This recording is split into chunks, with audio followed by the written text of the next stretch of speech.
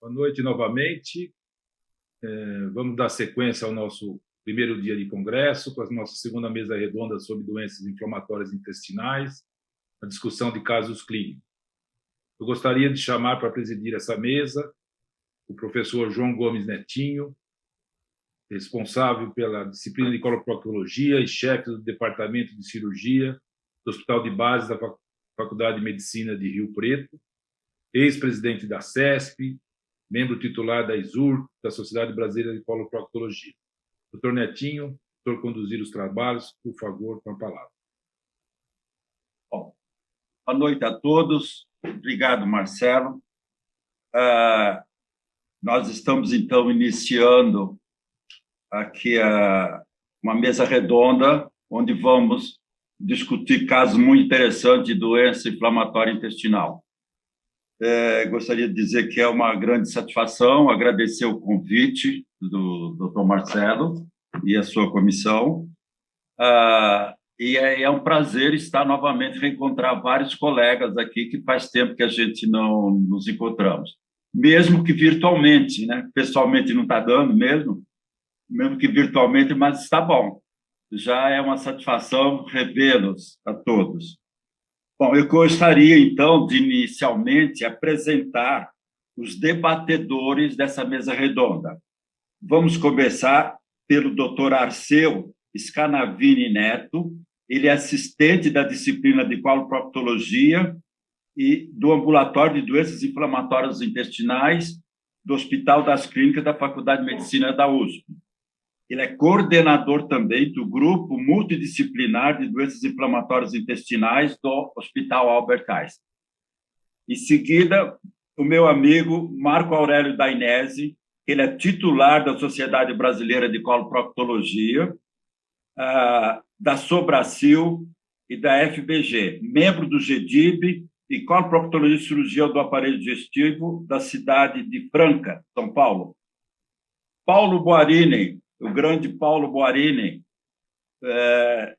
ele é titular da Sociedade Brasileira de Coloproctologia, do Colégio Brasileiro de Cirurgiões, pós-graduado pela Carle Clinic de Illinois, Estados Unidos.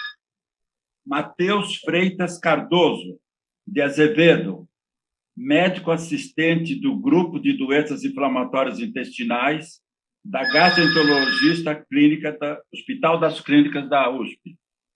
Rogério Saadiose, professor livre docente da Faculdade de Medicina de Botucatu, Unesp, titular da Sociedade Brasileira de Coloproctologia e do CBCD.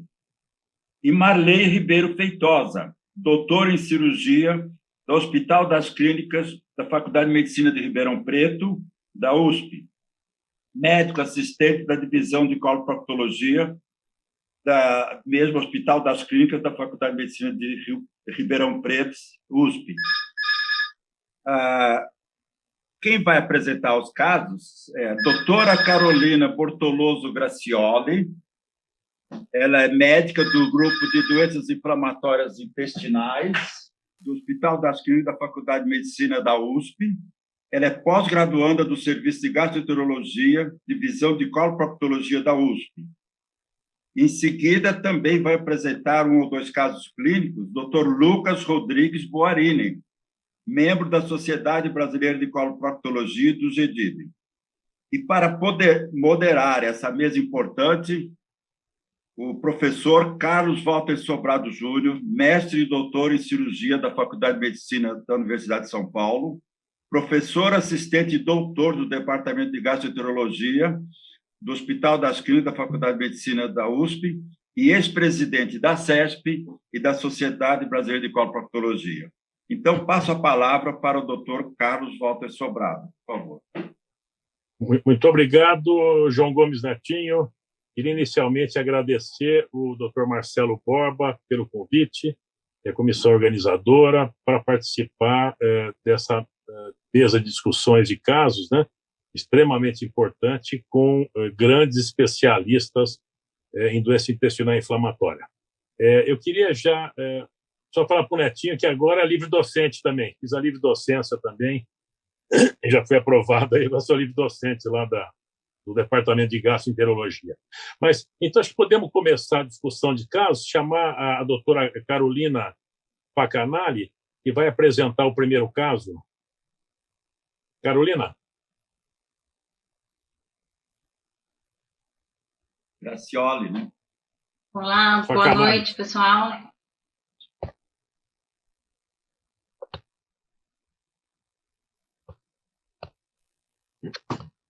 Boa noite, pessoal. Agradeço à comissão organizadora pelo convite, em especial o Dr. Marcelo. Vou compartilhar com vocês aqui minha tela.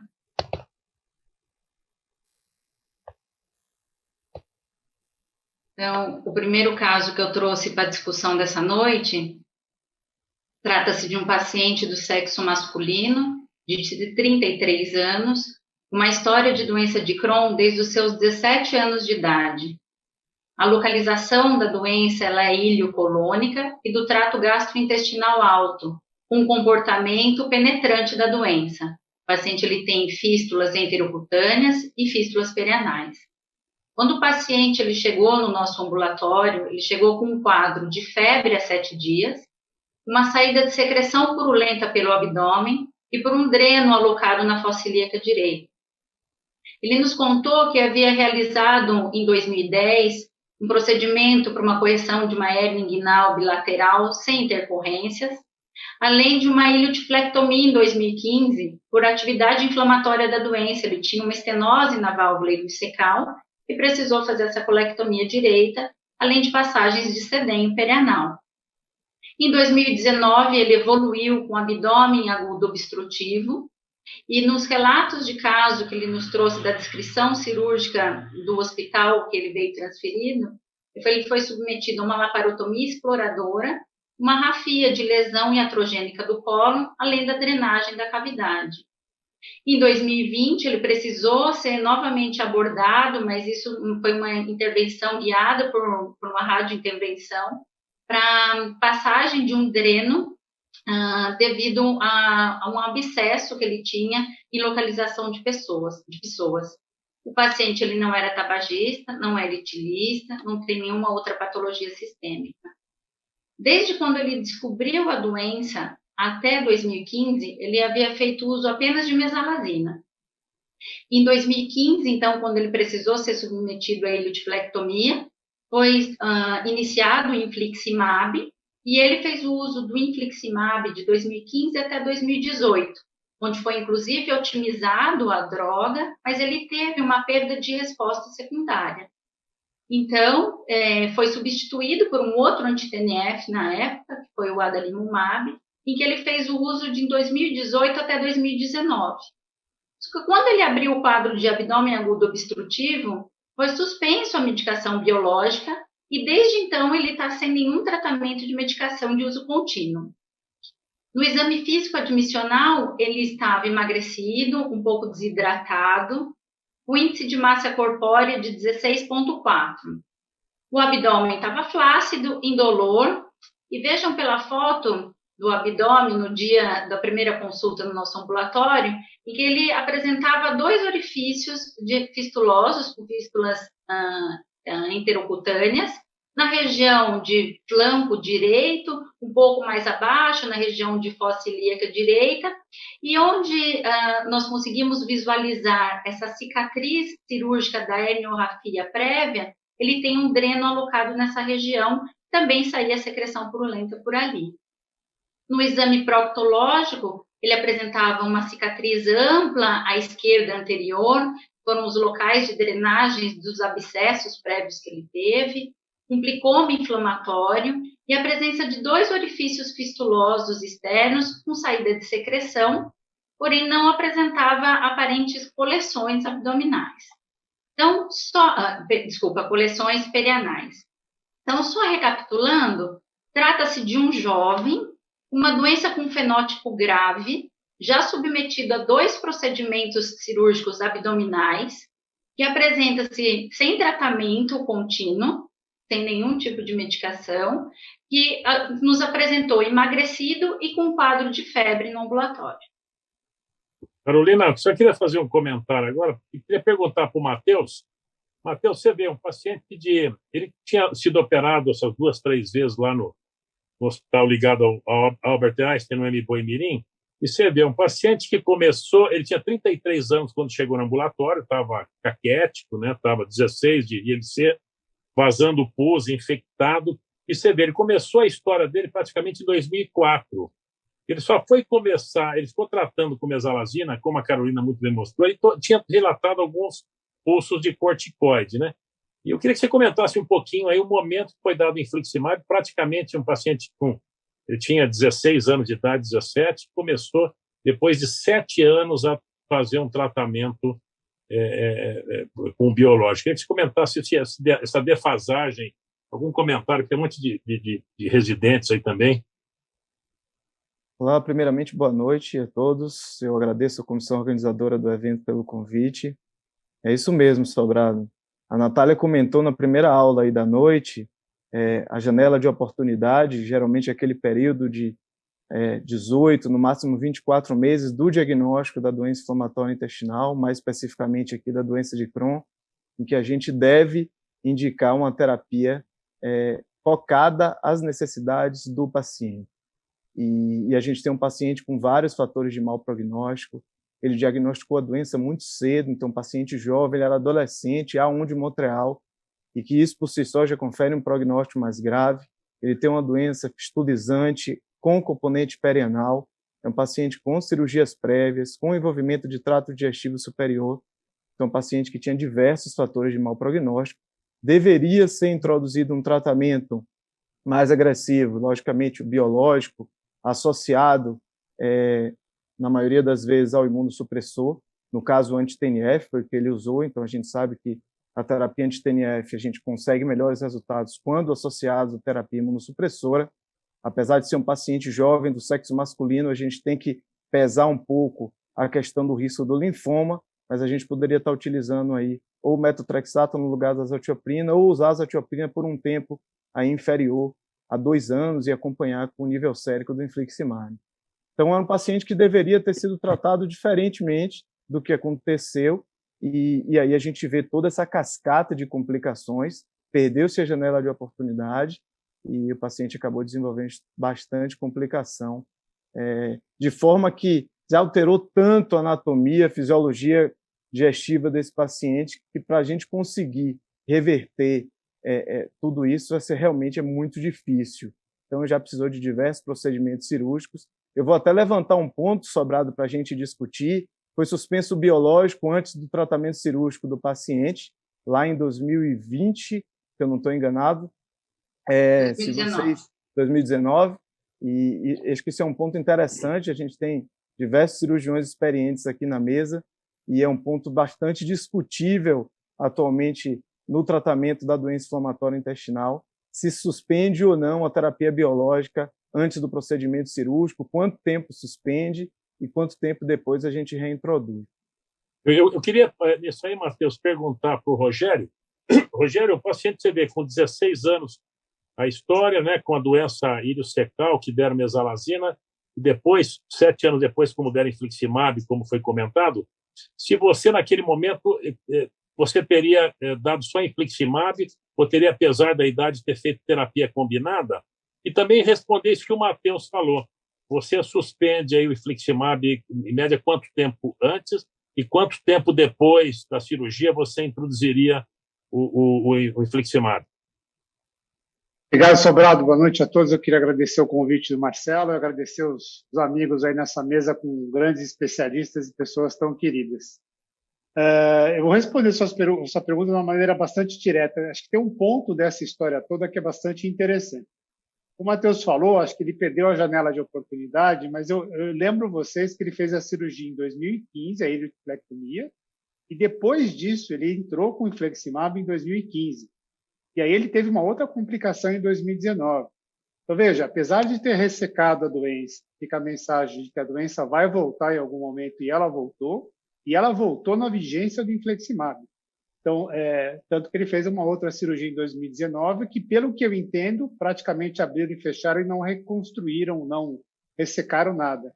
Então, é importante resgatar aquilo que o Matheus falou, e esse fenótipo, a janela de oportunidade, já tinham sido passadas, e mesmo assim, depois dessa irotiflectomia em 2015, na vigência de infliximab, ele voltou a ter um outro quadro e outra complicação que você está mostrando aqui para a gente agora, que para mim é uma doença fistulizante.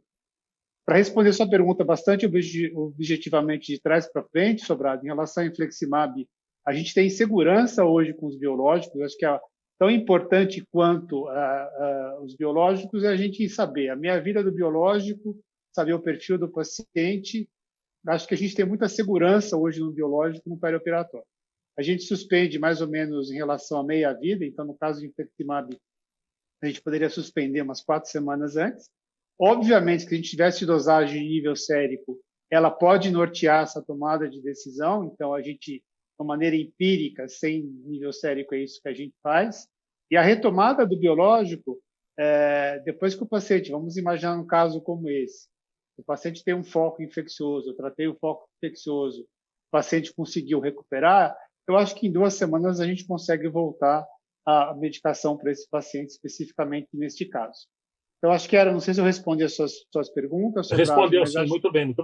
Respondeu muito bem, muito obrigado. Eu queria também saber agora do Paulo Boarini. Paulinho, você vê esse paciente, ele foi internado, né, para melhorar esse processo infeccioso, ele tinha tido um abscesso no psoas que drenou lá com aquela punção, e drenou, e ele estava emagrecido, etc. Você agora, eu queria saber a conduta do Paulo Boarini, seria tentar, ia preparar talvez o paciente, o que ele faria, e se ele tentaria um novo, em condições ideais, tentaria uma outra droga para evitar mais uma cirurgia nesse paciente, ele partiria já para preparar o paciente para operar, Paulinho? Primeiramente, muito obrigado, Marcelo, pelo convite, e muito prazeroso encontrar você, o Netinho, todos os colegas da mesa, é um grande prazer. Algumas coisas eu gostaria também de colocar pelo seguinte: o paciente, a partir do momento que ele não é tratado precocemente e começa a ter consequências da doença, ele já começa a desenvolver complicações para o resto da vida. O fato dele ter tido uma cirurgia por si só já aumenta a porcentagem dele ter abscessos intraabdominais sem outras causas. Tem até um trabalho, né, do Yamaguchi, que ele fala que 10% dos pacientes que foram operados na urgência de um caso de doença de Crohn por alguma complicação, desenvolve abscessos ao longo da vida, 10 anos, 20 anos depois, por si só. Uma outra coisa é que a maioria desses pacientes, por exemplo, quando desenvolve os abscessos, desenvolve próximo da área da anastomose, principalmente nesse paciente que, com certeza, não foi tratado, vamos dizer assim, de uma forma tão adequada em termos de medicamento. Uma outra coisa interessante é que a cirurgia que eu vi, a terceira cirurgia, pelo menos foi provavelmente uma lise de Brida, né? Que deve ter tido um acidente e feito alguma rafia. Mas a outra cirurgia que foi feita de drenagem de psoas percutânea, a única, assim, vamos dizer assim, exceção de drenagem percutânea geralmente são abscessos de psoas. Os abscessos de psoas, preferencialmente, eles devem ser tratados por abordagem cirúrgica, porque na maioria das vezes 12% só não tem vamos dizer assim, 80%, vamos dizer assim, volta esse abscesso. Então, quando é um abscesso de psoas, na minha opinião, deveria ser tratado a uma abordagem maior, cirúrgica, porque normalmente na literatura diz que não é um abscesso de tratamento por punção. Agora, do estado que chegou esse paciente, com quadro de toxemia e fístulas, na verdade, a gente tem que internar esse paciente pelo quadro clínico que ele está e, além do mais, fazer um diagnóstico, né? Ver de onde vêm essas fístulas, né? E realmente ver se elas estão locadas, se você tem alguma loja intracavitária, e, claro, não diz o débito dessa fístula, mas com pus, toxemia, eu internaria esse paciente, compensaria clinicamente e tentaria fazer algum estudo radiológico mais direto, mas não usaria uma droga específica. Não, está certo. O Carolina, continua o caso, Carolina, vamos ver. Então, como o doutor Paulo mesmo sugeriu, O paciente ele foi avaliado pela equipe de coloproctologia do hospital e foi realizada a internação hospitalar no início de fevereiro. E em vigência do coronavírus, então do Covid-19, o paciente foi submetido a um teste, um PCR, que veio não detectado. E na internação, o paciente teve uma boa aceitação de dieta via oral. Além disso, foi instituída a nutrição parenteral total, com a realização de antibiótico-terapia e uma posterior reavaliação para ver a necessidade de cirurgia naquele momento ou se poderíamos postergar isso. Nessa imagem, nós conseguimos visualizar, o paciente foi então feito um exame de imagem com a enterotomografia na admissão, e que nós podemos ver aqui circulado um espessamento de alça parietal estratificado, um hiperrealce mucoso da mucosa. Isso nós podemos inferir a atividade inflamatória da doença. Já aqui embaixo, pela seta, nessa outra imagem, nós conseguimos visualizar esse conglomerado de alças na parede abdominal do lado direito, em que tem um trajeto fistuloso do ilho com o transverso e também acometendo a primeira porção do adenal. Nessa imagem, nós vamos ver algumas setas, está bem claro, mas dá para a gente definir. O trajeto fistuloso, então, do ilho, com o transverso e o duodeno, além da fístula intercutânea na região de flanco direito e também de fossa ilíaca direita. Nas outras imagens, aqui caracterizando de novo o trajeto fistuloso entre as alças, a fístula intercutânea. Nessa outra imagem, com um corte coronal, é bem visualizado o trajeto intercutâneo, ficou bem clara essa imagem, achei bem bonita para a gente mostrar aqui, ficou bem claro. E com relação ao que o Dr. Paulo falou, ele tinha, então, intracavitário, uma coleção alongada, fina, de em torno de 50 ml, que pegava toda a região de glúteo máximo. O paciente ele foi reavaliado após os 20 dias de internação hospitalar. Atentem que ele teve uma boa melhora dos níveis de hemoglobina, uma queda significativa dos níveis de PCR, mesmo sendo significativo, a gente vê que está com os níveis bem elevados. A albumina, uma boa melhora dos níveis de albumina e um ganho de peso de 4 quilos no período. Ele foi reavaliado, então, pela equipe de nutrologia e foi liberado para o procedimento cirúrgico. O procedimento cirúrgico foi agendado para o dia 22 de fevereiro e na antivéspera... Espera só um pouquinho. Agora, vou interromper. Agora, o Marcel está aí, Marcel? Marcel não está? Estamos aqui. Oi, eu queria que você comentasse um pouco, por exemplo, esse paciente, que preparo aí você faria para ele, que esquema antibiótico você faria, você tentaria drenar antes de operar esse paciente novamente, se você daria sangue para esse paciente com 9 de hemoglobina, com IMC de 16, o que você esperaria, o que você acha do preparo antes de a gente embarcar nessa cirurgia, o que você acha de importante fazer nesse paciente? Oi, Sobrado, obrigado aí pela pergunta. Obrigado a todos os colegas aí. Vamos ter uma noite muito agradável aí na presença virtual de vocês todos aí. E em relação à sua pergunta, Sobrado, você está falando quando ele internou, né? Não no final. Exatamente. Tá. Então, com certeza. Eu queria fazer uma pergunta para a Carol em relação a se ele tinha diarreia ou não. Carol, não ficou claro. Ele tinha diarreia, tinha dores abdominais e náuseas também. Ele tinha bastante náusea, tinha dor abdominal e tinha quadros diarreicos. Perfeito. Não, a importância aí da questão da diarreia é só tentar caracterizar se seria uma fístula que estaria fazendo um shortcut muito grande ali do duodeno para o ilho, né, ou para o transverso, né? Isso mudaria um pouco a abordagem nutricional. Isso poderia ser avaliado através de um exame contrastado, né? Então, se a gente conseguir afastar essa possibilidade de ter um desvio preferencial do duodeno para a parte distal do trato digestivo, poderia ser tentado a abordagem nutricional por via oral, ou através de uma sonda nasoenteral, tentar alocar posterior, distalmente a fístula e nutrir também por via interal. Se não fosse possível essas opções, aí eu partiria eventualmente para a nutrição parenteral.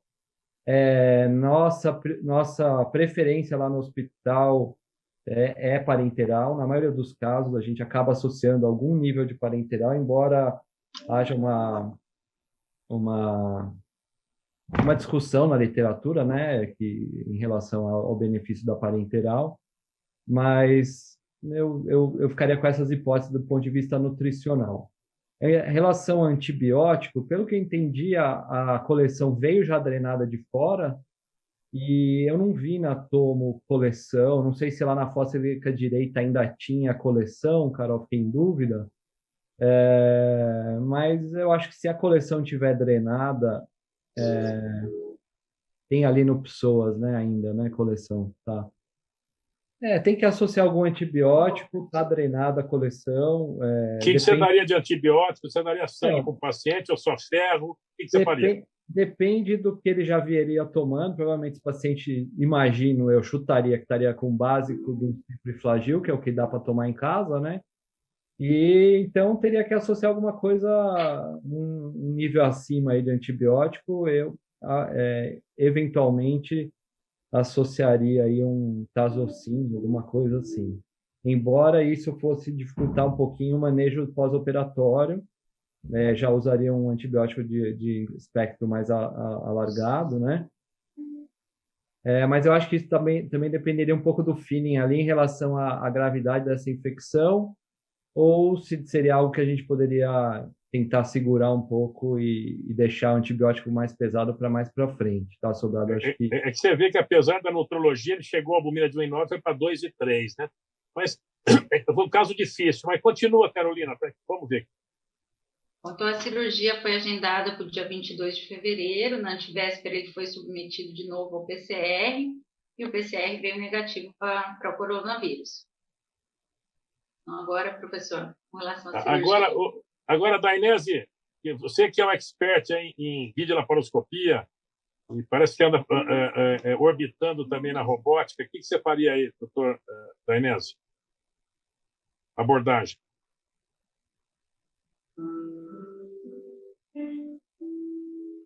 Meu som, está me ouvindo? Eu estou ouvindo bem.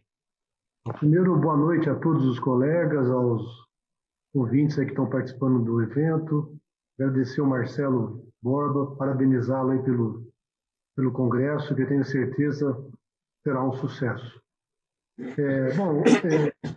A gente está à frente a um caso assim bastante complexo e difícil, né? Aquele caso que, quando você depara com uma situação dessa quando você exerce a medicina privada, você fala, onde nós vamos parar, né? Onde nós vamos chegar nessa situação do paciente extremamente grave? Eu, como Arceu, eu também teria associado aí a esse paciente uma nutrição por via enteral. Eu não faria só a nutrição parenteral, tentaria utilizar aí o trato gastro alto, vendo se haveria ou não alguma fístula, e tentaria alguma dieta por via oral ou passaria uma sonda para associar um tipo de nutrição que desse um suporte melhor. Esse é um caso, né, que não teria indicação nenhuma de ser abordado por videolaparoscopia. Perfeito. Nós temos situações de pacientes com doença de Crohn, de cirurgias prévias, bem localizadas, cirurgias realizadas com pequenas incisões ou paramedianas não tão extensa, que até dá para a gente abordar por videolaparoscopia. Mas esse caso, por todas as complicações, pelas imagens mostradas aqui, pela tomografia e pelas imagens contrastadas, não tenho dúvida que a melhor forma de abordar seria por via laparotômica. Tá certo. Então, fala, Carol, da cirurgia. Depois vamos perguntar para o Marley comentar a cirurgia, Carol. Então, o paciente ele foi submetido a uma cirurgia aberta, uma laparotomia, em que nós podemos visualizar nessa primeira foto, onde tem essa seta, a parede abdominal do lado direito, onde tinha fístula enterocutânea. As alças de Delgado estavam aderidas nessa região, e após a liberação dessas alças, olha a área grande e cruenta que ficou nessa região após a soltura das alças. Aqui nesse vídeo, só para a gente visualizar bem, caracterizando o trajeto enterocutâneo, e o paciente, aquele conglomerado de alças que foi visualizado para a enterotomografia, realmente havia um cólon doente, na onde foi realizado a colectomia direita prévia, com a anastomose do transverso com o ilho, eles aderindo, formando um trajeto fistuloso, junto com a região duodenal. Na hora da liberação, a área duodenal acometida foi a região bulbar, a primeira porção do duodeno, em que foi feito o desbridamento dessa região e depois uma sutura da região na posição transversal. Agora, Carol, só deixa eu interromper mais um pouco. Eu queria ouvir do Marley, você vai falar o que nós fizemos, mas vamos ver o Marley, que tem uma experiência grande nessas pistas aí de duodenais. Eu queria saber, Marley, você vê, tinha uma lesão ali, uma fístula do ilho, que tinha uma anastomose ilho transverso, e tinha uma fístula para a parede, onde drenava uma fístula enterocutânea, e tinha essa fístula junto à anastomose, aderida no duodeno, que tinha uma lesão importante ali envolvendo tanto o piloro e a primeira porção do duodenal. Eu queria saber, obviamente, você vai ressecar esse segmento do enterocutâneo, e o tratamento dessa parte do duodenal, Marley, como é que você faria? Uma sutura direta? O que você sugere? Uma gastroenteroanastomose? Jogar uma alça de Delgado ali?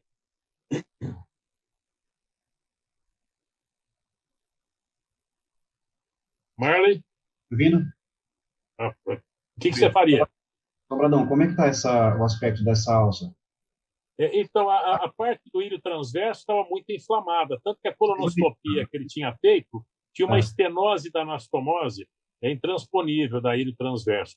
E tinha um bloqueio grande que pegava a primeira porção do duodenal e a região antropilórica ali. Nós fomos devagarzinho e ficou esse buraco que vocês podem ver na outra, que tem duas pistas. Esse era o buraco. Nós desbridamos a parte ali da região distal do antro e a primeira porção do duodenal. Nós ficamos em dúvida do que fazer nesse paciente. A parede era boa, saudável? A parede do estômago do piloro era saudável, sim. A nossa preocupação aqui, nesses casos, assim, realmente a parede é viável ou não, né? Então, se você... Minha preocupação... É viável. Esse paciente, como tem um Crohn aí mais alto, a gente sempre tem que preocupar com a viabilidade do órgão, né, para dar sutura, porque se for realmente uma parede inflamada e você suturar, a tendência disso aí é abrir. Né? Então, idealmente, você poderia fazer um gastroentero, né? Mas se a viabilidade da alça é boa, se não tem inflamação, parece que essa lesão é mais por aderência, quando você vai liberar um pouco, você acaba lesando essas alças, né? Que o duodeno realmente é um local assim, capcioso para secar, né?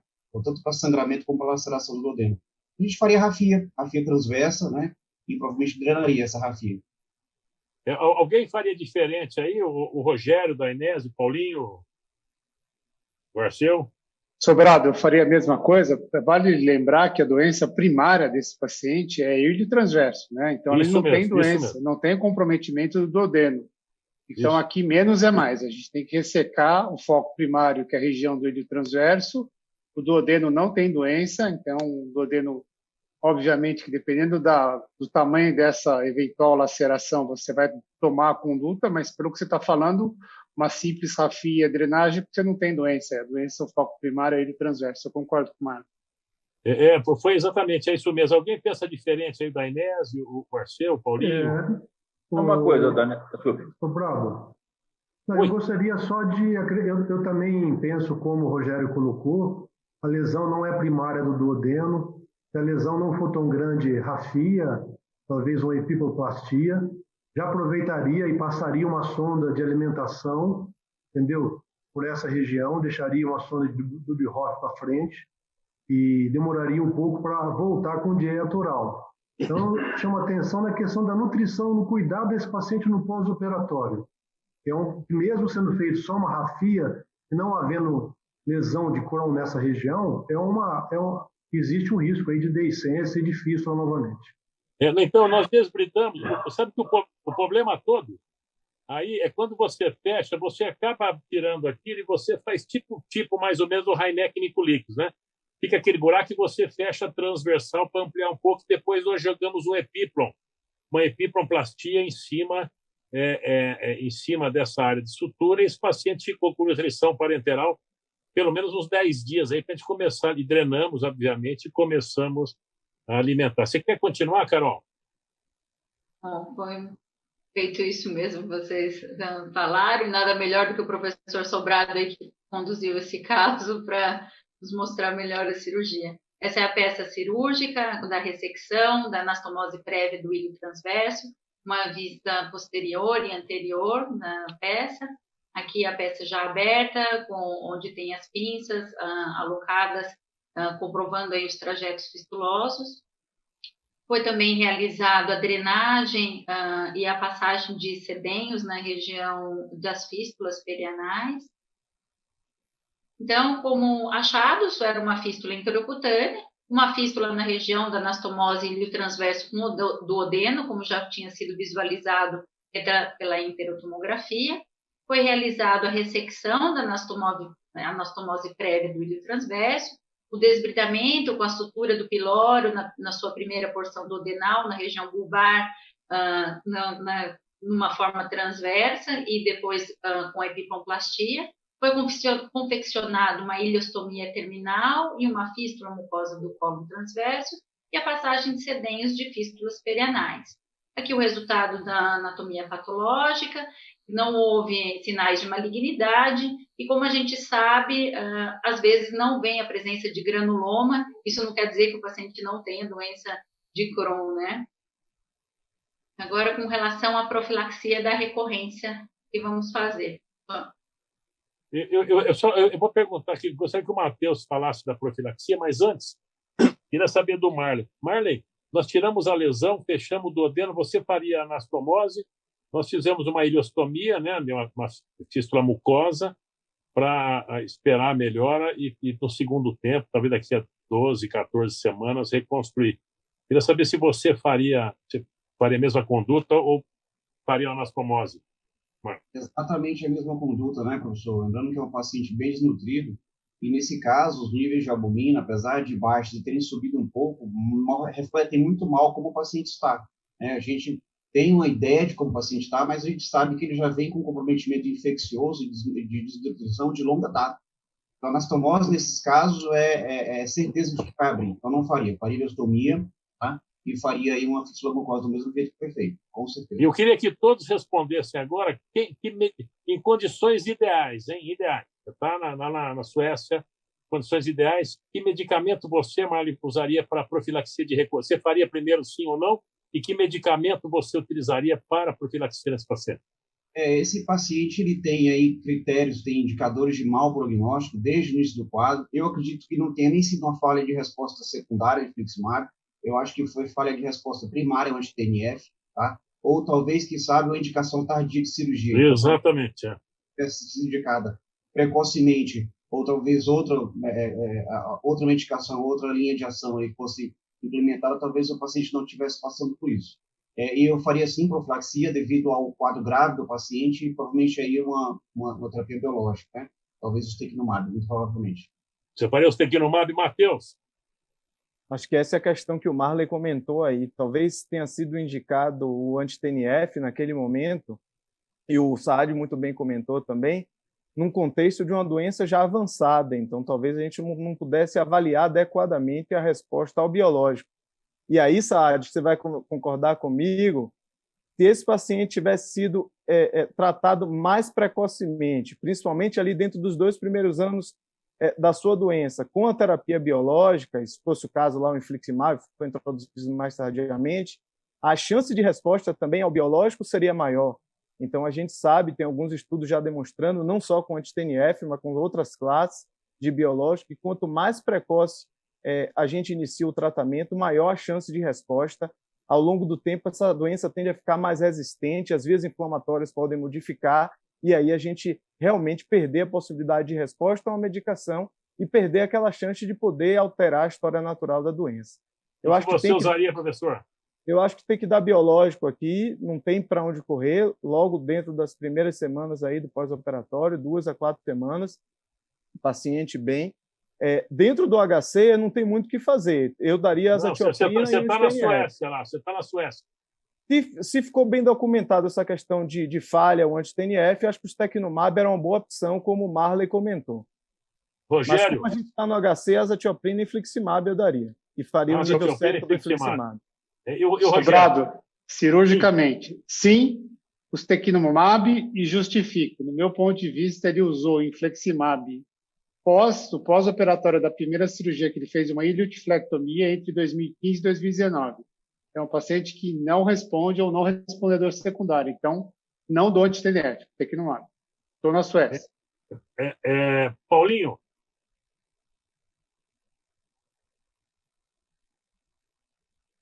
Paulo Guarini. Desculpem. Olá, tudo bem?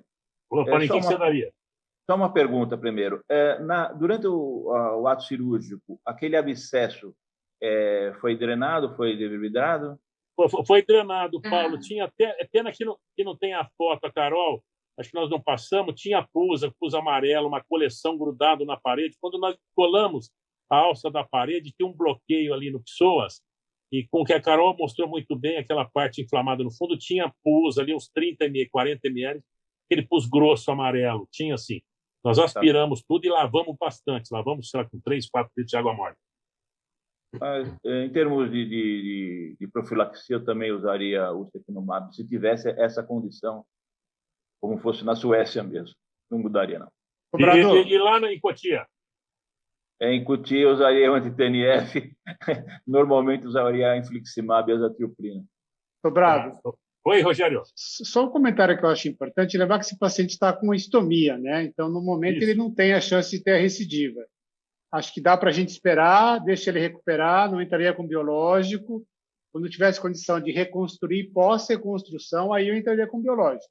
Só que ele tem a doença de Crohn perenal. Então, pela doença de Crohn perenal, eu acho que entraria com Ustekinumab. Então isso aí é pus também, Rogério. Isso aí era pus no períneo ali. Não era muito, não, mas isso aí tinha pus no períneo também. Se ele não tivesse a doença de Crohn perenal, eu esperaria um pouquinho a reconstrução para entrar com a terapia biológica. Deixa ele recuperar, faz a anastomose e aí eu entraria com a profilaxia. Tá, perfeito. E o Dainese? Brad, eu também penso como o Rogério, como o Marley. Eu acho que ficou bem evidente que o anti-TNF aí não trará uma resposta diferente. Eu entraria com o Ustekinumab, manteria também talvez metronidazol por causa das fístulas perianal, acho que pode ser uma associação, um tempo mais prolongado, mas quanto ao biológico, eu entraria com o Ustekinumab, não tenho dúvida. Ok. E o Arceu? Sobrado, a minha resposta vai meio na direção do que o Rogério apontou. Eu acho que esse doente ele está desviado, o que preocupa para a gente é a fístula duodenal. Você poderia depois, não sei quanto tempo faz que operou o paciente, falar como é que foi a evolução aí para a gente. Arceu, ele voltou no ambulatório terça, agora faz 45 dias, ele está muito bem, viu? Está magrinho, mas está com apetite, ele já ganhou 2 quilos ou 3 quilos. Ele está bem, viu? Ele voltou, ele está bem. Legal. Então, assim, na minha opinião, eu daria azatioprina só para ele, considerando a idade que ele foi operado pela primeira vez. Então, colocaria ele como um paciente de alto risco para recidivas futuras. A gente não sabe se o que ele teve até agora foi recidiva ou foi tudo complicação de uma primeira cirurgia que não deu certo. Não é um paciente sob risco de intestino curto nesse momento. A cicatrização do duodenal foi bem.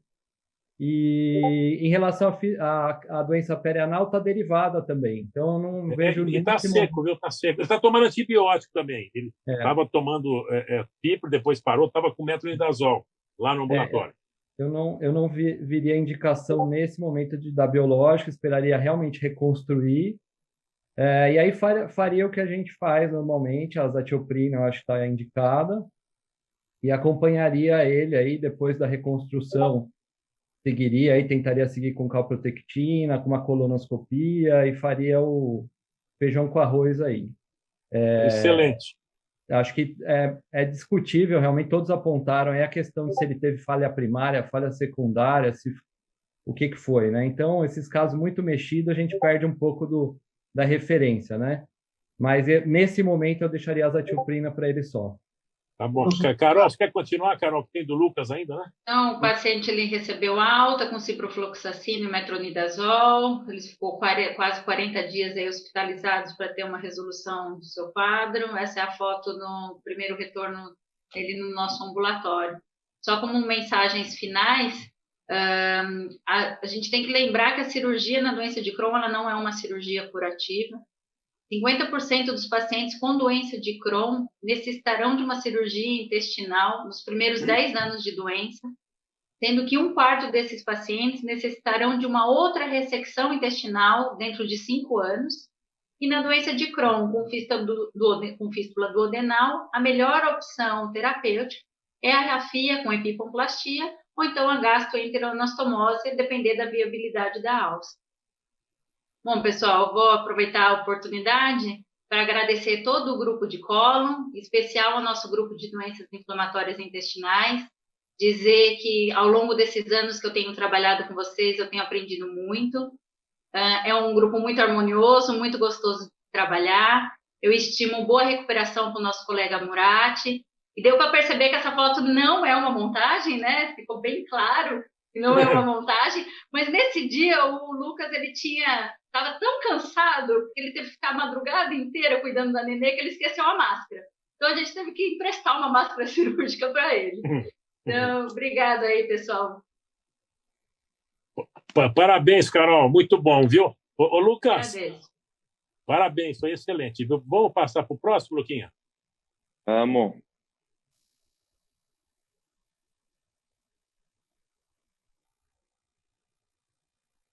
Bom, primeiramente gostaria de agradecer ao convite da comissão organizadora do Dr. Marcelo Borba. Eu achei que eu estava elegante ali na foto, você viu? Tava com um terno ali, estava bem legal. Bom, eu vou começar, meu caso começa em março de 2020, paciente masculino, 21 anos, branco e solteiro, com diagnóstico de retocolite desde janeiro daquele ano. Ele se queixava há 3 dias com uma dor abdominal difusa, de forte intensidade, associada a diarreia mucosanguinolenta, ele referia 20 evacuações por dia, com intenso tenesmo. Além disso, ele referia uma febre que ele tinha medido em casa de 38 graus. Ele apresentava diarreia crônica há 6 meses, em torno de 8 evacuações por dia, tinha perdido 15% do peso corporal e estava em uso de mesalazina, 1,6 gramas dia, que um médico do pronto-socorro tinha passado para ele. Havia feito uso de anita há 4 meses e negava relações sexuais desprotegidas. O exame físico ele estava em regularidade geral, emagrecido e cocorado, estava afebril no momento do exame, estava com uma pressão arterial de 110/70. O abdômen ele estava dolorido difusamente, mas não estava distendido, estava flácido, com uma dor em força celíaca direita, mas sem força celíaca esquerda, mas sem sinais de peritonite. Ele trazia exames laboratoriais do HB de 8,8, hematócrito 24,1, uma albumina baixa e um PCR elevado. E trazia uma colonoscopia que ele tinha realizado, caráter ambulatorial, uma pancolite, então ele tinha inflamação até a segunda porção do transverso, uma inflamação ascendente contínua com algumas ulcerações. Professor Matheus? Vamos lá. Bom, o paciente fecha critérios, né, para colite aguda grave, até com critérios para fulminante, se a gente for bem mais rigoroso, porque ele tinha mais de 10 evacuações por dia, todas com sangue, né, Lucas? Taquicardia, febre e alterações próprias de atividade inflamatória com anemia. Então, ele tem anemia, mas o PCR elevado. O paciente fechava critério para colite fulminante, logicamente deveria ser internado e iniciado a terapia para colite fulminante. O exame de imagem é fundamental para a gente avaliar complicações, como perfurações e distensão colônica, assim como avaliar diagnósticos diferenciais. Então, a gente faz uma sigmoidoscopia com biópsia, com baixíssima insuflação, fazemos exame para afastar Clostridium. A sigmoidoscopia é importante para essas biópsias afastarem citomegalovírus, apesar dele não ser imunossuprimido, mas a própria doença em atividade ela age como um fator imunossupressor. E a gente tende a introduzir corticoide endovenoso para esses pacientes, ou hidrocortisona, 300 a 400 miligramas endovenoso por dia, ou metilprednisolona, 40 a 60 miligramas por dia. Lembrada a profilaxia para tromboembolismo, com heparina. O Fábio deu uma aula muito boa agora há pouco de colite grave e levantou essa importância da gente estar fazendo a profilaxia para evento tromboembólico. E evita também anti-inflamatório não hormonal, opioide, anticolinérgico, ou podemos dar para dor, dar um opioide, alguma coisa? É fundamental, né? A gente deve evitar anti-inflamatório não hormonal em doença inflamatória intestinal, então não somente nesses casos com colite aguda grave, mas de uma forma geral a gente deve evitar. E nesse contexto aí, até pelo risco do paciente de apresentar uma distensão colônica, um megacolon tóxico, a gente deve evitar drogas que possam potencializar essa distensão colônica, como opioide e como antiespasmódico também. Tá certo. Paulinho Boarini, algum comentário a mais, Paulo, do caso? Acrescentar alguma coisa que o Matheus falou? É difícil acrescentar no que o Matheus falou, porque eu assisti essa aula dele uma vez numa churrascaria. Ele deu brilhantemente essa aula, né? Então fica difícil. Mas, de toda forma, assim, eu acrescentaria talvez antibiótico, né? Porque ele está com um quadro toxêmico, né? E esse paciente, com certeza, é um paciente que deve ser colocado em ambiente de terapia intensiva, né? Deve ser seguido minuto a minuto, porque esse tipo de colite grave é aquela que faz a curva e o paciente acaba tendo um óbito, né? Então, é interessante entrar com essa medicação e fazer um segmento preciso, mas eu entraria só com antibiótico de largo espectro, então acho que é a única coisa a mais que eu faria. O Marley, o Marley, você entraria com algum antibiótico, Marley? Qual? Professor, essa discussão de antibióticos é importante porque não existe uma fórmula, né? O que existe é uma flora que a gente conhece bem, que são os gram-negativos entéricos, né? E os anaeróbios. Você deve cobrir esses germes. Agora, é importante observar como que é a resistência no seu hospital. Então, é importante que os seus residentes e os médicos eles tenham conhecimento aí da CCH, vejam como é que é a flora bacteriana no seu hospital, e entre com esse tipo de cobertura baseado nos seus antibiogramas, né, no seu perfil aí hospitalar. Sim, entraria com antibiótico, professor. Geralmente um Vocefin Flagyl ou Cicloflagyl, esses pacientes, obviamente, a gente depende aí de material, de cultura, para ser mais específico na antibiótico terapia, tá? Mas geralmente a gente tem antibiótico terapia de amplo espectro aí, focando aí em gram-negativos entéricos e anaeróbios. Lucas, o que você fez, Lucas? Vamos lá. Eu acho que o primeiro critério, assim como já foi descrito, é importante que pacientes com colite severa e fulminante, eles precisam ser internados, né, para um melhor cuidado, uma compensação clínica. Sempre importante descartar complicações abdominais, né, através do exame de imagem. Nessa hora, eu acho que é importante que o cirurgião e o clínico virem amigos para sempre e que sempre fiquem avaliando esse paciente, que é um paciente mais grave. O que a gente fez, de fato, foi prestar exames laboratoriais, descartamos complicações infecciosas através da pesquisa toxina IB para Clostridium e sigmoidoscopia ou usa sem insuflação ou mínima insuflação. Você tem que fazer a biópsia do fundo da úlcera, né, para fazer do CMV. O exame de imagem, como foi descrito, e a corticoterapia com hidrocortisona associada ao clexane e profiláctico. A pesquisa infecciosa veio negativa. Ele tinha feito uma calprotectina que não tinha trazido no primeiro dia, mas que chegou no segundo dia que demonstrava uma calprotectina bem elevada. E essa tomografia no momento de admissão. Então, não tinha uma grande distensão, mas é possível que você veja uma parede bem espessada, com algumas ulcerações. Então, aqui a gente consegue ver o reto, e aqui a gente consegue ver o sigmoide, e aqui no descendente você consegue ver também bastante espessado, uma inflamação bem importante na parede intestinal. Terceiro dia de admissão, ele teve uma leve melhora, mas uma melhora assim bem substancial, bem substancial, mas bem discreta. com 15 evacuações por dia, mantinha um regular estado geral, mantinha levemente taquicárdico, o abdômen continuava doloroso, um pouco mais intensamente em fossa seca à esquerda, mas o raio-x não mostrava dilatação.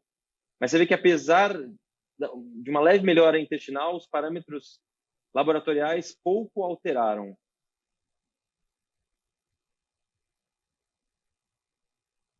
Bom, e agora, pessoal? O que vocês fariam nesse momento?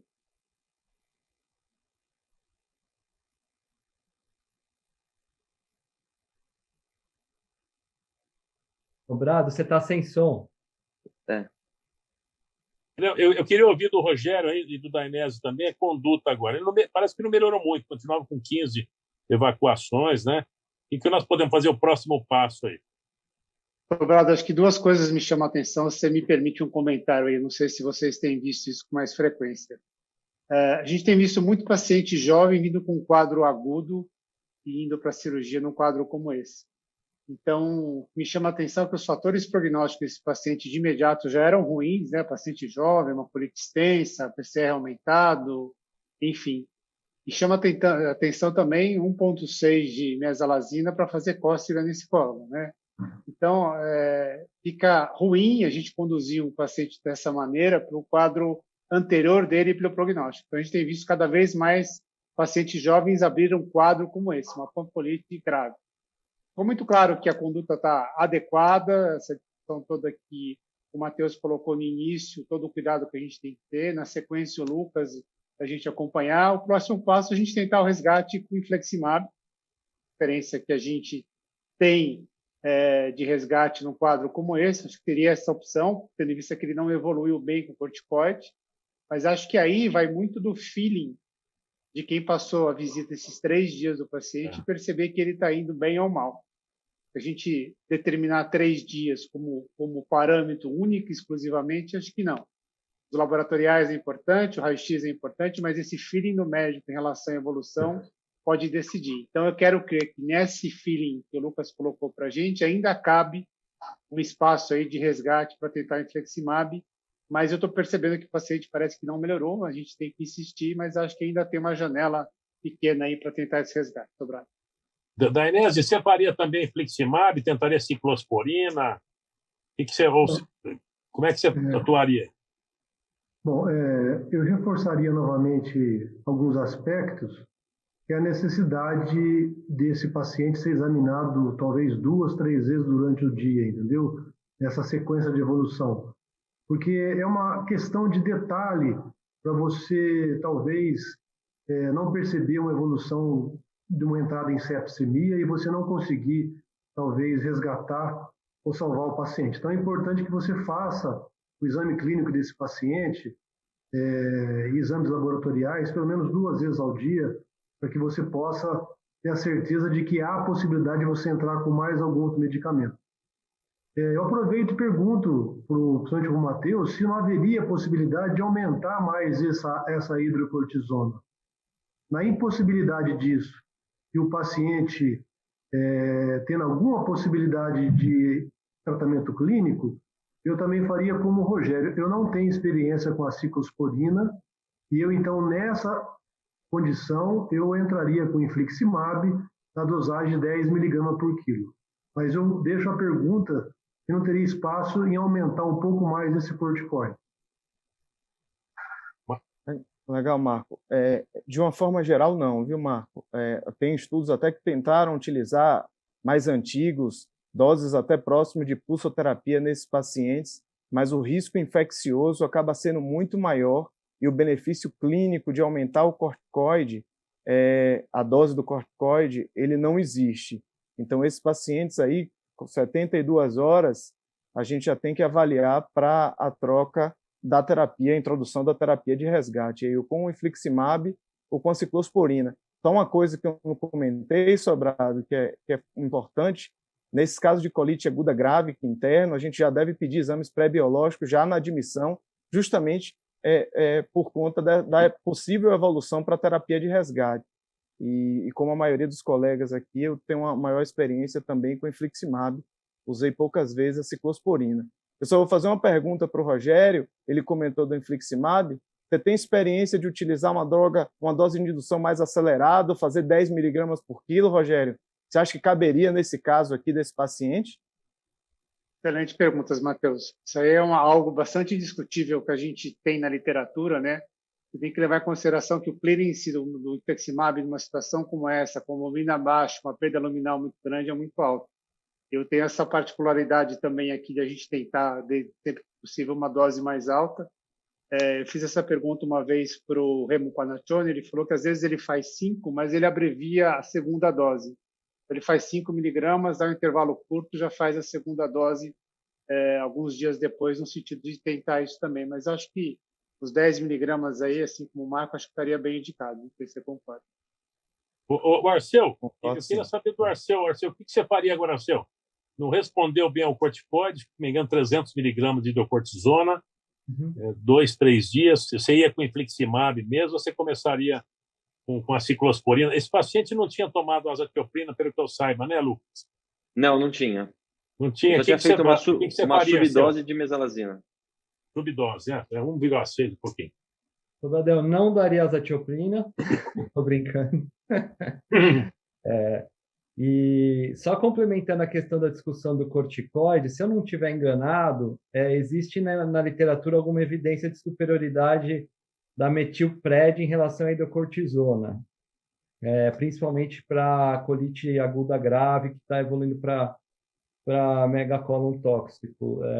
Então, parece que tem aí uma discussão de que, nesses casos, a metilpred, acho que aproveitando que a gente tem discutido muito corticoide agora por causa do Covid, né? Se dá Dexa, se dá hidrocortisona, ou prednisona, mas parece que na colite aguda grave parece que tem também uma superioridade da metilpred. Mas falhando o corticoide, qualquer que tenha sido a opção, acho que a maioria dos cenários aí vão favorecer os do infliximab, mas acho que o Matheus apontou bem a questão dos exames pré-biológicos, né? Se você esqueceu de pedir ali um PPD quando chegou, se você não tiver um quantiferon para fazer, pode ser que o paciente esteja no momento de tomar o biológico, só que você não tem esses resultados na mão. Então, esse cenário, eventualmente, talvez favoreceria o uso de ciclosporina, né? Se tiver disponível no cenário. Porque não tem... a gente pode não ter tanta experiência com a ciclosporina quanto a gente tem, talvez, com o infliximab, mas a literatura nos deixa bastante confortável em escolher ou um ou outro. O que a gente não pode é escolher um e depois trocar para o outro, né? E isso já estaria extrapolando um pouquinho o limite do razoável. Então, acho que é isso. Eu acho que talvez eu usaria infliximab, desde que a gente tivesse aí os exames de tuberculose liberados aí. Agora, Arceu, eu queria perguntar para o Matheus. Matheus, você falou muito bem. Aí o raio-x de tórax, o quantiferon gold, ou IGRA, né? Mas você pediria também sorologia para hepatite B ou outra sorologia? O que você faria? Como é que... A gente pede, né? O que você indica para nós? Ou PPD ou quantiferon, que a gente tiver disponível. O PPD está em falta, né? Apesar de a gente ter um pouquinho ainda lá no HC.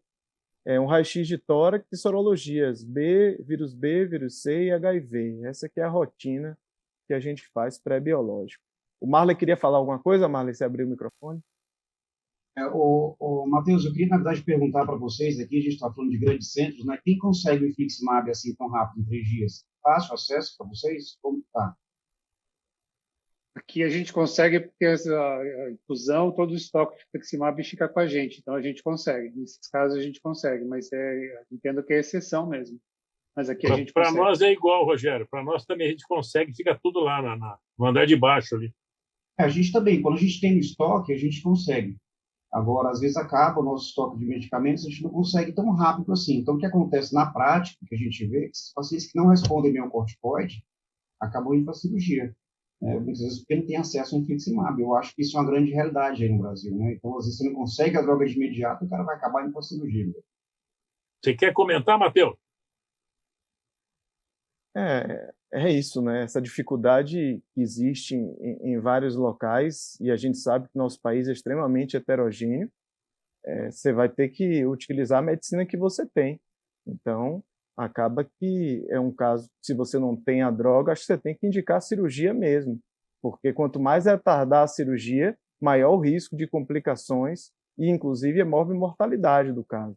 Então, tem diversos estudos já demonstrando, e o Fábio até comentou na aula dele, que o fato de a gente retardar a indicação de cirurgia, ele vai aumentar o risco de complicações para o paciente. Então, perfuração, né?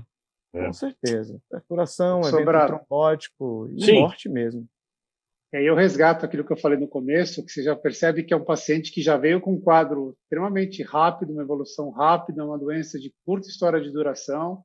Então, a gente tem observado cada vez mais isso, pacientes jovens, e que primeiro momento, uma falha, podemos nem chamar de falha, um subtratamento, ele evoluiu de uma maneira tão ruim, em tão curto espaço de tempo. Então, isso tem sido uma coisa, entre aspas, Viu? Nós tivemos um caso parecido com esse aí. O Lucas vai continuar agora, que até que operou o Lucas, o outro Lucas, o Sobrado operou junto com a Mari agora. Esse caso muito parecido com esse aí. Mas e daí, Luquinha? Vamos lá. A gente fez a indução com o Remicade, na dose de 5 mg por quilo dia. No terceiro dia da admissão, a gente tinha solicitado os exames pré-biológicos, PPD negativo, as sorologias todas negativas, registro histórico normal. Sexto dia, ele evoluiu com mau estado geral, aumentou a frequência cardíaca, ele começou com uma tendência à hipotensão, a pior da dor e extensão abdominal, um abdômen extremamente doloroso, mas ele não tinha peritonite. A gente solicitou uma tomografia, que era de fácil acesso para a gente, e de fato deu para ver que ele estava com o transverso bem distendido, ele estava com todo o cólon bem distendido, mas chamava a atenção o transverso, estava com em torno de 8, 9 centímetros de distensão.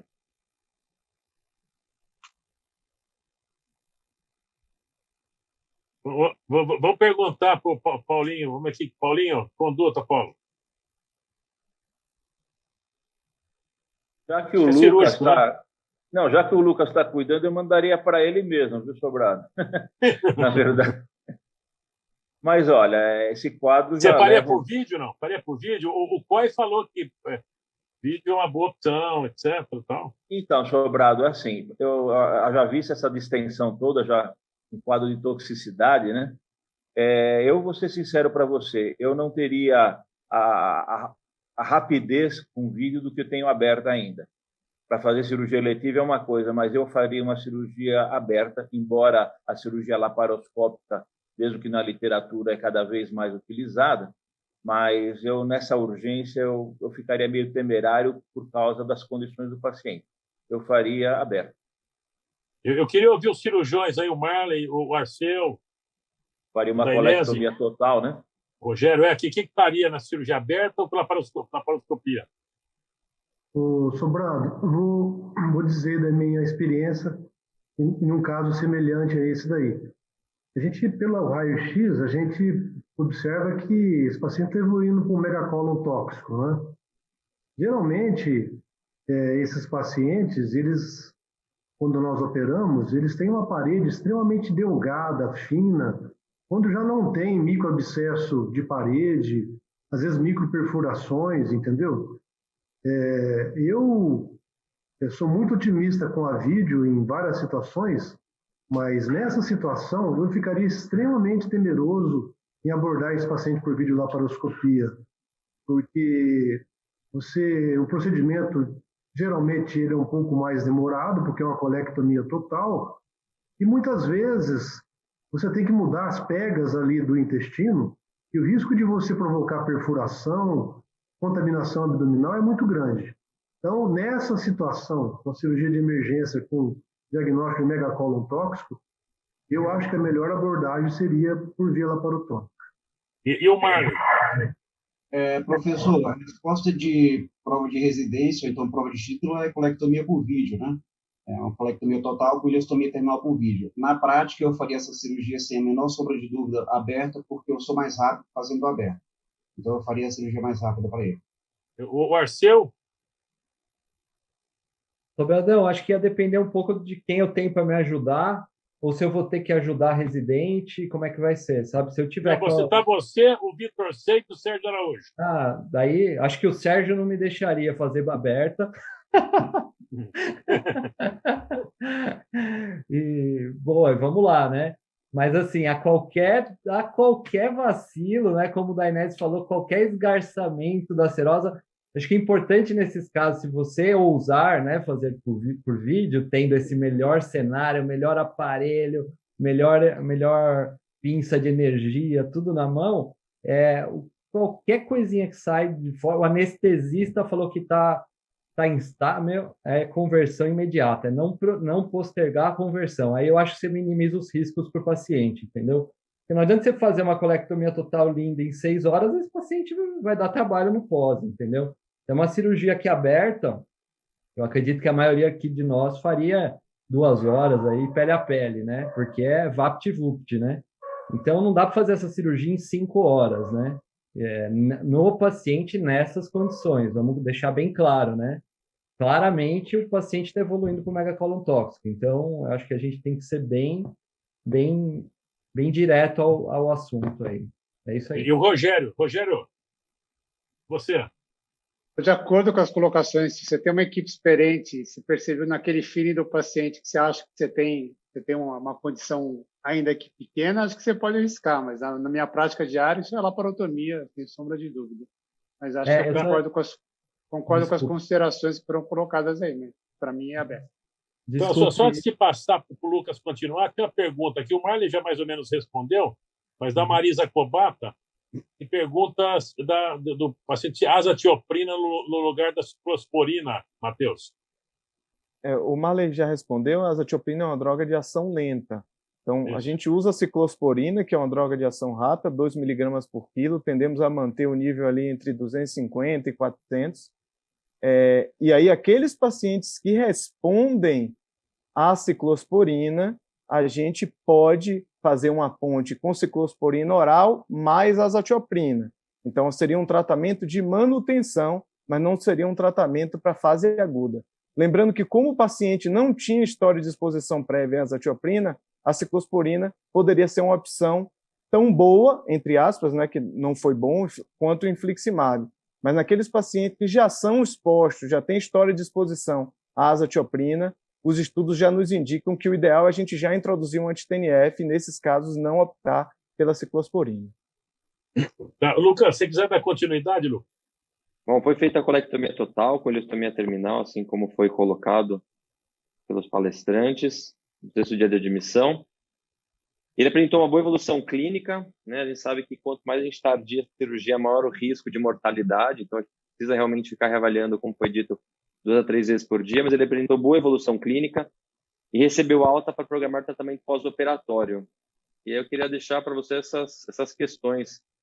Qual tratamento você faz para o coto retal e qual cirurgia posteriormente? Brado, se me permite, eu falo. O Rogério. Acho que o primeiro passo é confirmar se isso é retocolite, né? Acho que o que vai depender dessa reconstrução que vai ser feita se o diagnóstico realmente fechou como retocolite. Pode ter outros quadros, uma colite determinada, um quadro que pode não ser retocolite. Então, a confirmação pelo patologista se isso é retocolite ou não vai determinar o que nós vamos fazer. Supondo que isso seja uma retocolite ulcerativa muito bem diagnosticada, pode ser um paciente jovem, a experiência de você fazer uma ileoretroanastomose aí, ele vai mais para frente, com certeza você vai ter que fazer uma bolsa. Então, eu espero uns 6 meses aí, em relação à pergunta dele, pelo menos 6 meses, deixa o paciente recuperar, deixa as bridas se resolverem por si só, né? Você vai entrar numa cavidade um pouquinho melhor do que essa que você mexeu. Então, eu esperaria 6 meses. Minha opção, se fosse retocolite, seria a bolsa ideal. Bem ileoreto. Rogério, em 2 tempos, aquele tipo, 2 tempos modificado lá, ou se para em 3 tempos? A bolsa, a ileostomia e depois fecharia a ileostomia? Acho que vai depender muito da condição do paciente no próximo passo aí. Normalmente, quando a gente faz a cirurgia, a proctolectomia com bolsa e ileostomia protetora, você está operando o paciente, em geral, numa fase muito ruim.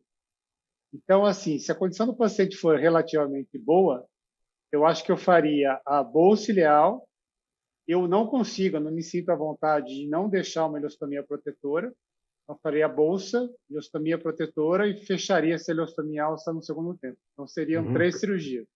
Colectomia total, bolsa com ileostomia protetora e depois o fechamento dessa. O Marley, e você? Professor, eu estou cada vez menos inclinado a fazer bolsa na minha instituição. Eu acho que essas cirurgias deveriam ser dirigidas para grandes centros, né? Eu sou um grande centro, mas eu acho que a gente poderia juntar mais experiência em um centro só.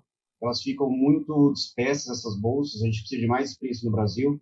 Obviamente, eu faria a bolsa mais para frente. Na verdade, não é quando eu faria, na verdade, quando não indicar a cirurgia. Então, eu esperaria esse paciente recuperar a parte nutricional, passar um pouco o trauma da cirurgia, passar o trauma do cirurgião também, as brigas aí se resolverem, como o professor Rogério Saad falou, né? Lembrando que esse processo cicatricial vai de 6 meses a 1 ano. Então, eu faria uma bolsa em 3 tempos, né? Faria a bolsa, depois tiraria a ileostomia.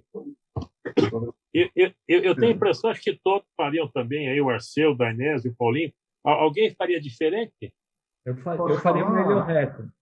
Você faria uma ilho-reto, você? Eu acho que Mas você trataria o reto agora primeiro? Você daria o quê? Ia dar um tratamento tópico com mesalazina? O que você faria? Talvez, Sobrado. Acho que dependeria de quanto começasse a secretar ali, né? Depende do pós-operatório. Pode ser que um supositório de mesalazina ajudasse. E se o reto dele for aproveitável, aí que eu queria complementar meu raciocínio, eu tenderia a fazer uma ilioretanastomose e no futuro, se precisar, a gente faria a bolsa ileal. Não é um paciente que tem suspeita de câncer, doença de curtíssima duração, então nunca recebeu tratamento, né? A gente não tem ainda evidência científica que tenha analisado o impacto das drogas novas sobre cotos retais que possam ser tratados com essas drogas novas, entendeu? Então, acho que paciente que tem pouquíssimo tempo de diagnóstico, considerando que seja retocolite mesmo, né, que a gente não tem o anátomo, eu tenderia a preservar o reto e deixar a bolsa ileal mais para frente, porque é uma cirurgia que complica menos, tá? Então, é isso aí. Eu queria perguntar, Dainese, esse paciente, por exemplo, agora, né? Você iria tratar esse coto retal, eu sei que você usaria aí um supositório de mesalazina.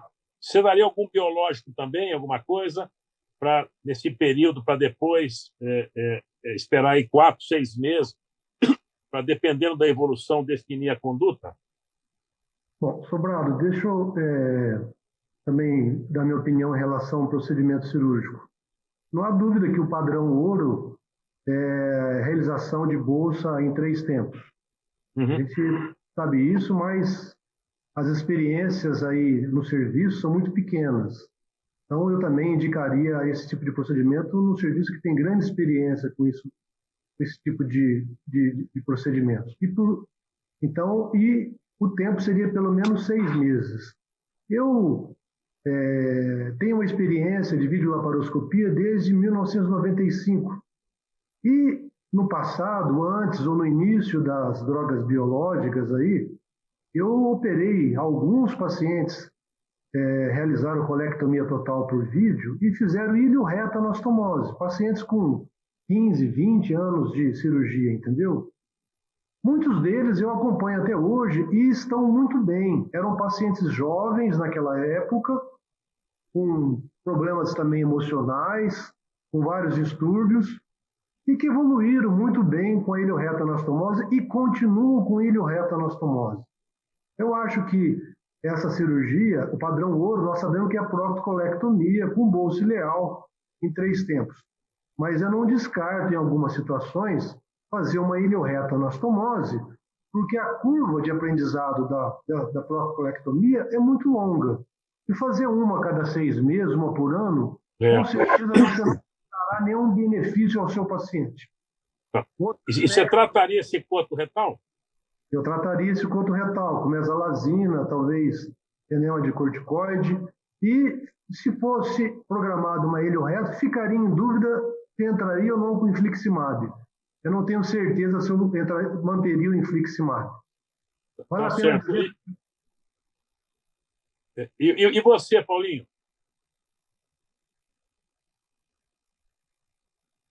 Eu estou concordando com o Dainese, que eu tenho um caso bem recente, inclusive, de um paciente com uma retocolite, que, inclusive, estava com 2 tumores sincrônicos.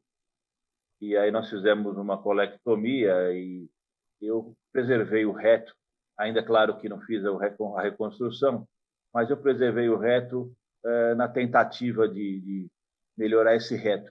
Tem que levar em conta também a aceitação do paciente, né? Claro que na situação de urgência é meio complicado, mas você tem que conversar, porque muitos pacientes, principalmente jovens, não aceitam uma situação que ele vai ter várias evacuações diárias, né, até muito ruins, mesmo com a bolsa ciliar. A ilho reto, na minha opinião, às vezes é menos diarreia do que uma bolsa ciliar muito baixa, né? Então, é claro, são casos que a gente não é a nossa conduta ouro, claro, mas em alguns casos eu também já fiz e ainda pelo caso estou fazendo uma ilho reto posterior. Eu pretendo fazer nessa senhora uma ilho reto. Se eu vou fazer algum reservatório, não sei, mas eu ainda preservo um tanto de reto. Matheus, a gente numa equipe multidisciplinar, você acompanhando comigo um paciente desse, caso grave, colectomia total, sepulto reto, ileostomia. O que você fala, Matheus, daqui 6 meses, como o Rogério comentou, as bridas vão se organizar, né? Quer dizer, o que você aconselharia nós fazermos esse paciente em termos de medicamento biológico ou tópico? Olha, Sobrado, se a intenção fosse fazer a bolsa ileal, o paciente está com trânsito desviado, a gente geralmente deixa ter tratamento. Só se ele tiver muita descarga retal, muito desconforto, a gente deixa a terapia tópica com mesalazina supositória. Mas se a ideia for fazer a ilio-reto-anastomose, aí a gente vai ter que ser bem agressivo em relação ao reto, porque para a gente fazer a anastomose, esse reto tem que estar em boas condições clínicas. Não sei se vocês fazem de rotina, nesse caso, uma manometria no retal para dar uma olhada no esfíncter do paciente, para ver como ele está também. Mas é isso, acho que depende muito da programação. Se for o PAUT, geralmente a gente deixa sem tratamento. Mas se for fazer a ilio-reto-anastomose, a gente tem que ser mais agressivo com o tratamento desse reto. Inicialmente com tratamento tópico. Se não resolver, aí a gente vai para a imunossupressão. E aí o biológico, talvez? Muito inflamado o reto, aquela mucorreia importante? Sim, se o reto estiver realmente muito inflamado, é que a gente não viu a endoscopia. Pode ser infliximab mesmo. Assim, no nosso serviço, a gente só tem experiência com anti-TNF, mas fora, a gente pode utilizar outras drogas que são eficazes também para retocolite, os biológicos novos. Vedolizumab, o sequinumab. Então. Acredito que poderiam ser utilizados também, não haveria maiores problemas, não. Mas pensando na bolsa ileal, eu deixaria esse paciente sem nenhum tratamento do ponto de vista medicamentoso. E como regra aqui na última pergunta, aqui, acho que todos concordam, quem discordar, quanto tempo após essa primeira cirurgia? Aproximadamente, a depender da evolução do paciente, 6 meses depois da cirurgia, da primeira cirurgia, e sim partir para uma ilio-reto ou uma bolsa ileal, é isso? De acordo, 6 meses pelo menos. 6 meses pelo menos. E daí, Lucas, o que você fez, Luquinha? Infelizmente, o coronavírus não deixou fazer mais nada. E esse paciente ele ia retornar, a cirurgia dele foi cancelada por conta do coronavírus e ele está em programação de reconstrução. Eu acho que a gente tem que levar da colite aguda grave, que é sempre importante descartar causas infecciosas, lembrar da profilaxia para tromboembolismo, e mesmo em vigência de sangramento é importante você entrar com o clexane profilático, o acompanhamento clínico cirúrgico desde o momento da internação e dar o tratamento cirúrgico quando ele estiver bem indicado. Sobrado, o que vocês vão fazer com o paciente? Estamos curiosos, o que vocês vão fazer? Não, só vou te falar uma coisa antes disso. Deixa eu te falar uma coisa. Teve um paciente também, sei lá, uns 6 meses atrás, caso parecido, que você perguntou para checar o diagnóstico. Esse doente nós achamos que era retocolite e na peça veio granuloma, pô. E a granuloma era crônica. Todo mundo achou que era retocolite, colonoscopia, não sei o quê. Tira uma peça lá, tem um mesentério espessado, uma coisa estranha e tal, e tinha granuloma na peça, era um Crohn. O anátoma tem microabscesso de Crive, tá? Ele veio sugestivo de retocolite mesmo. A indicação tá de bolsa ileal porque o reto dele não cicatrizou, ainda tá inflamado. Então ele está se queixando de tenesmo. Tá? Viu, Rogério? A gente sempre faz lá bolsa ileal mesmo. E é bolsa ileal em 3 tempos, né? Melhor agora os 6 meses. Nós não fazemos muito antes disso, mesmo 6 meses. Fazemos a bolsa ileal, uma ileostomia de proteção e depois aí também de 3, 4 meses, quando dá, né? Aí nós fazemos o fechamento da ileostomia. E nós só fechamos a ileostomia, antes de nós fecharmos a ileostomia, nós sempre fazemos um estudo endoscópico e um estudo radiológico com contrato. A gente faz os 2 tipos de endoscópico e radiológico. Às vezes, a endoscopia que você faz, você não enxerga alguma pistuleta, alguma coisa, então a gente sempre faz com contraste antes de fechar a ileostomia. Perfeito. É basicamente isso, né? Acho que alguém quer fazer mais algum comentário do caso. Eu acho que ficou só uma questão pendente que o Matheus perguntou a respeito de manometria antes de se indicar uma bolsa. Isso. Se vocês quiserem comentar aí, o Marley. No nosso serviço, a gente não possui, professor. Se o paciente é jovem, a gente faz um bom exame físico, eu acho que a gente consegue uma boa informação com o toque retal, não tem problema nenhum com isso. Agora, se o paciente é paciente idoso ou se tem cirurgias renais prévias e você fica duvidoso, eu acho que vale a pena a manometria. Mas, em tese, paciente jovem, você faz um bom exame físico, eu fico tranquilo em fazer uma bolsa. Rogério, em Botucatu. Estou de acordo com a colocação do Marley. Acho que, por exemplo, esse caso que o Paulo colocou aí, de um paciente de mais idade, que ele vai fazer ou bolsa ou mesmo a ilioreto, é sempre importante a gente ter o estudo eletromanométrico. Então, eu deixaria para casos selecionados. Como o caso é um paciente jovem, acho que o próprio exame de toque retal você já tem uma ideia. Então, acho que pacientes que têm algum tipo de queixa pelo exame ou paciente de mais idade, sim, mas não para todo mundo, não. Já dá, talvez, o toque, dá para ver se tem complacência, se é elástico ou não, né? Mas eu quero ouvir do Paulo Boarini. Ele faz manometria, algum outro exame, Paulinho? Exatamente. Eu concordo até com o que o Rogério falou, exatamente o que eu vou fazer, né? O paciente com mais idade tem mais problema de intensidade de distúrbios. Mas o paciente mais jovem que tem a musculatura ainda, não faço, não. Dainese? Também faço, Sobrado. Queria só fazer um comentário. Tem alguns trabalhos, depois aí da introdução dos biológicos,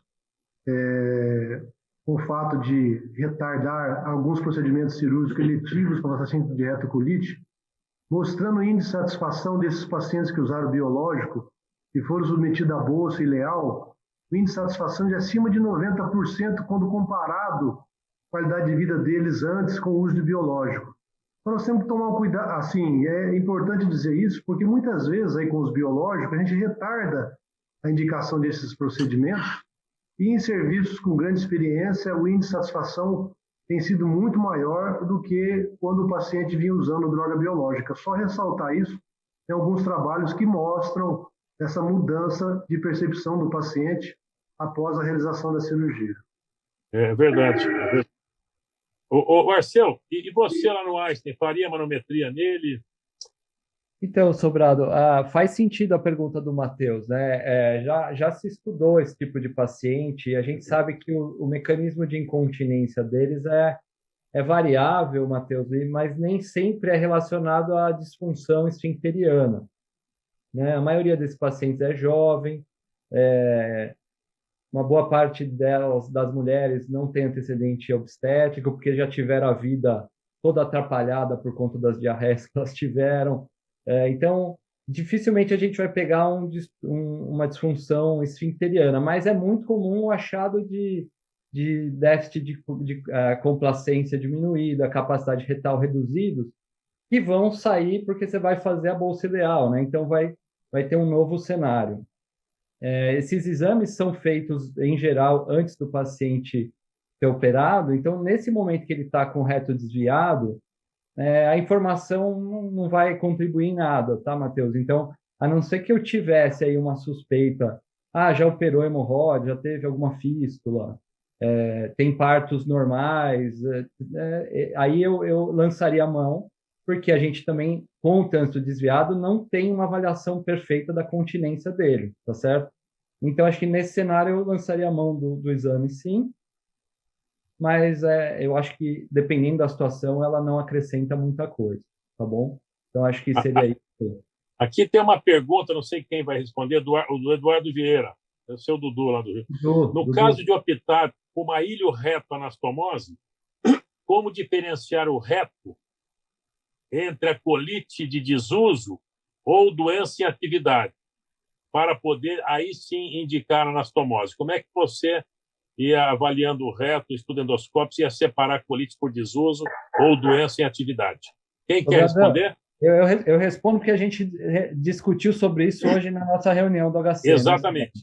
Então, assim, se houver uma suspeita de uma retite de desuso mais importante do que uma doença, do que uma retocolite, a gente pode lançar mão de enemas de butirato. Aí tem que mandar manipular, ou até lançar mão de corticoide, que vai desinflamar de qualquer forma. O butirato ele funcionaria para diminuir o impacto do desuso, tá? Então, você trataria e veria o efeito. Essa é a minha opinião. Isso eu usaria se a reconstrução tardar demais, demorar muito para fazer. Então, acho que eu iria para esse caminho de resposta aí para o Dudu. Eu queria também só responder, nós estamos terminando por causa do horário. Eduardo, é isso que o Arceu falou, né? Na verdade, você pode usar, tem a solução de butirato, né, ácidos graxos de cadeia curta. Às vezes, alguns utilizam só soro fisiológico. Primeiro, lavar o soro com soro fisiológico para tirar todo aquele muco primeiro, para depois você usar a solução de butirato, né? Pode utilizar enema ou supositório de aminosalicilatos, né? Corticoide, tem até alguns estudos mostrando a glicose hipertônica também é importante. Só para, eu não quero alongar, em virtude dessa reunião nossa hoje aí, Arceu do ICESP, tem um trabalho, para quem quiser ler, é um trabalho que foi publicado no World Journal of Gastroenterology, agora de 2018. Kentaro Tominaga, lá do Japão, Kentaro Tominaga, do World Journal of Gastroenterology 2018, que ele faz uma revisão muito interessante sobre essa colite por desuso. Quem quiser ler, tem uma interessante, uma revisão bastante interessante. Então, antes de passar a palavra para o Netinho, Sr. João Gomes Netinho, queria agradecer a todos vocês.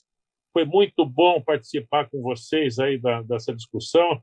Parabenizar o Lucas também, que foi excelente, a Carolina Facanali e todos, e dizer que gostaria de passar a palavra para o Netinho agora para encerrar a sessão. Muito obrigado a todos, hein? E os ouvintes também, parabenizar. Netinho?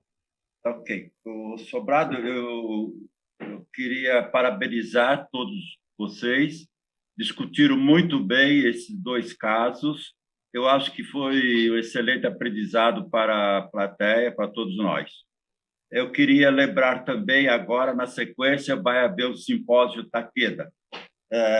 Estão todos convidados. Então, um grande abraço, boa noite, até a próxima. Está encerrada a sessão. Obrigado. Obrigado, professor. Obrigado a todos. Obrigado a todos. Obrigado. Então, nós vamos ter agora o simpósio Takeda, que a doutora Andréia Vieira vai nos falar sobre o vedolizumab, e com a moderadora, eu não sei quem que é moderadora, não estou lembrado agora, Matheus. Não estou sabendo. Não tem moderador, não. Acho que é só a Andréia mesmo. É só a Andréia mesmo, Marcelo? Marcelo, obrigado a você pelo convite, viu? Muito obrigado. Excelente, muito bom. Obrigado a todos aí. Um abraço. Obrigado. Tchau. Um abraço a todos. Tchau, gente. Tchau, tudo de Boa, bom. pessoal. Saúde para todos aí. Tchau, obrigado. Saúde, força.